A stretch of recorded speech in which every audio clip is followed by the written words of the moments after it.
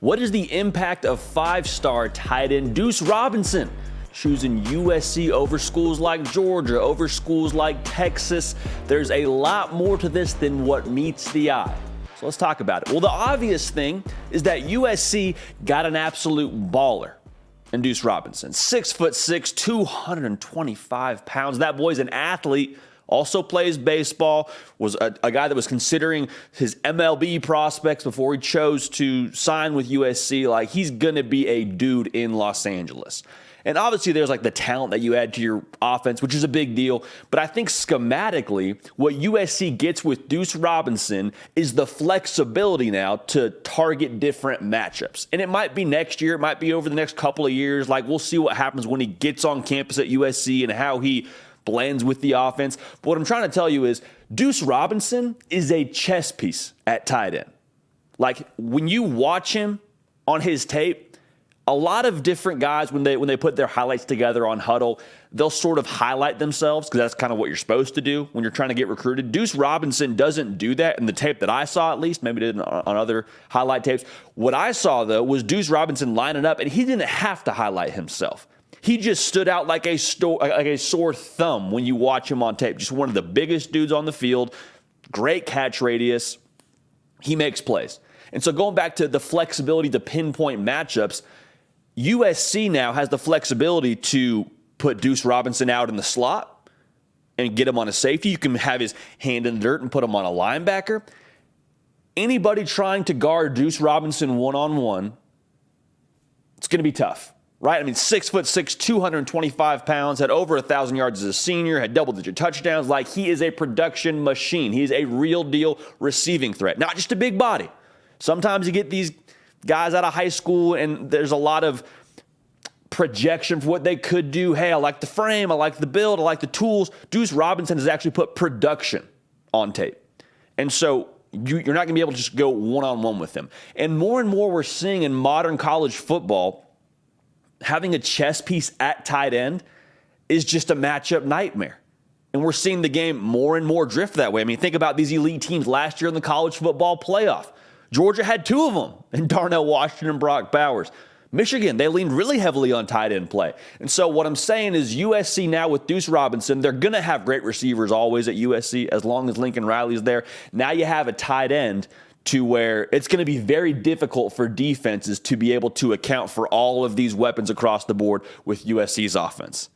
So again, a chess piece, a matchup nightmare, and the flexibility now for Lincoln Riley to be surgical with the matchups he wants to create with five-star, 6'6", 225-pound tight end Duce Robinson.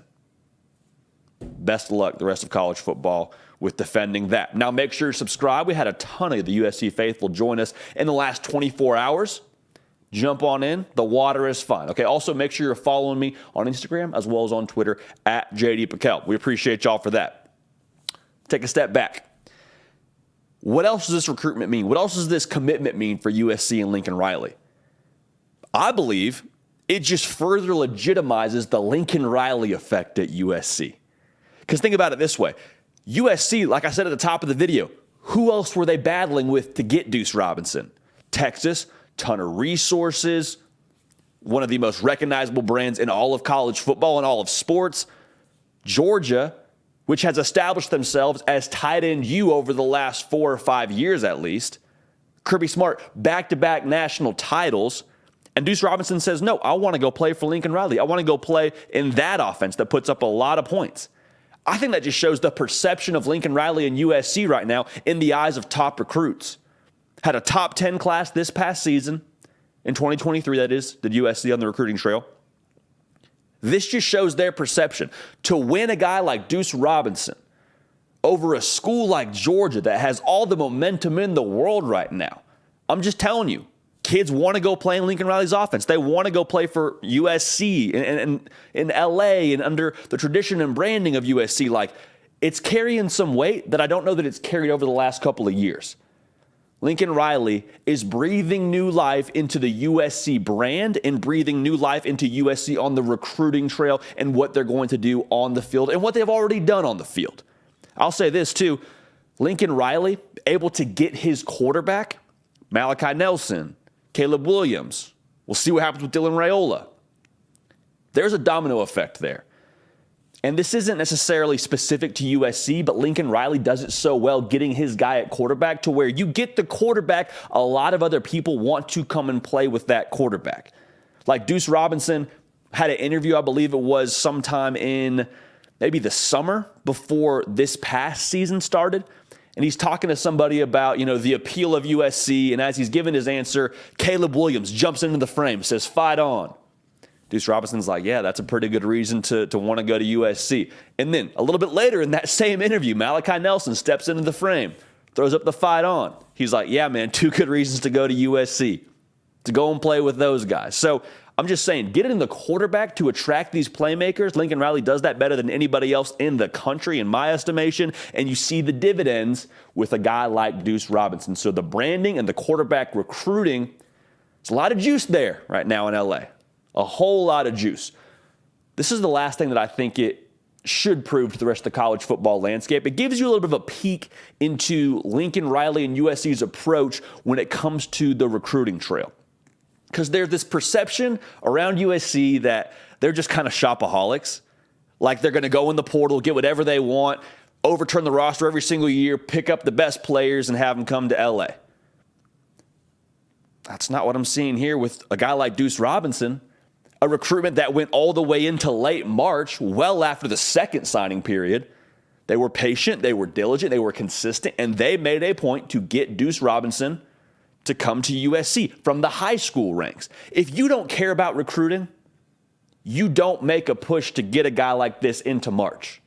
Okay, you just don't. You would then just say, not worth our time. We'll focus on spring football. We'll go in the portal. We'll get ourselves a good tight end there. Okay, that's not what USC did here.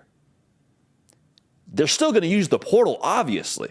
Why would you not use the portal to help address some positions that need help? But I think what we saw from them this past cycle, and with an exclamation mark and landing Duce Robinson, Lincoln Riley is going to make it a point to recruit at an elite level at the high school ranks. Had a top 10 class in 2023. That's going to be what they grow their program from. They'll address weaknesses through the portal, but they're going to grow through the high school recruiting ranks. And again, landing a guy like Duce Robinson, having his recruitment go all the way into March, I think it says something in terms of how important high school recruiting is to Lincoln Riley, which doesn't always match up with some of the perception that's out there publicly with how they approach high school recruiting versus the transfer portal. So Duce Robinson, taking his talents to USC, going to join Malachi Nelson, going to join Caleb Williams. They're going to be special. I truly believe that. I think Duce Robinson's a special player. Charles Power don't miss. He likes Duce Robinson a lot. Good enough for Charles Power, good enough for us. And also you can just turn on the tape and see Duce Robinson is a dog. So we'll leave it at that. Appreciate y'all tuning in. This is the Hard Count. Nick, break, lift, and heavy. This is your show, man. We appreciate y'all. We love y'all. Make sure you're locked in right here. Subscribe, Talking Ball every single day. We're going to keep the party rolling, and we will see y'all next time. Hey, y'all. Thanks so much for watching. Subscribe to the channel here to make sure you don't miss an episode of the Hard Count. Also, be sure to check out other videos on the On3 YouTube channel.